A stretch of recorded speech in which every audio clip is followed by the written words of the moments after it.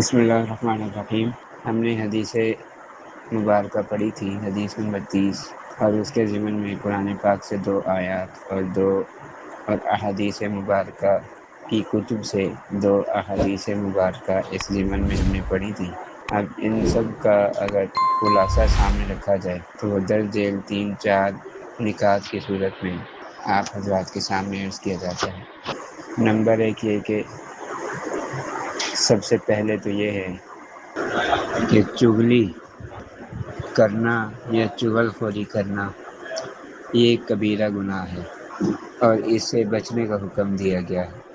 اللہ تعالیٰ نے قرآن پاک میں چغل خور کی مذمت بیان فرمائی ہے، یعنی چغلی کو اللہ تعالیٰ نے ایک بری صفت کے ساتھ، ایک غلط کام کے ساتھ متصف کیا ہے، لہٰذا اس سے بچنا چاہیے۔ اور اسی طرح حدیث مبارکہ کے اندر چغل خور کے بارے میں یہ وعید آئی ہے کہ وہ جنت میں نہیں جا سکے گا۔ لا يدخل الجنت قطات اور لا يدخل الجنت نمام، دونوں طرح کے الفاظ آئے ہیں کہ چغل خور جنت میں داخل نہیں ہوگا، چغل خور جنت میں نہیں جائے گا۔ تو یہ ایک بہت بڑی وعید ہے اگر کوئی سمجھے تو، کہ چغلی کرنا کتنا بڑا گناہ ہے اور کتنا خطرناک اور کتنا سنگین جرم ہے، اور معاشرے میں اس سے کس قدر خرابی اور فساد برپا ہوتا ہے۔ تو اس لیے جنت سے محرومی کی وعید سنائی گئی ہے چغل خور کے لیے۔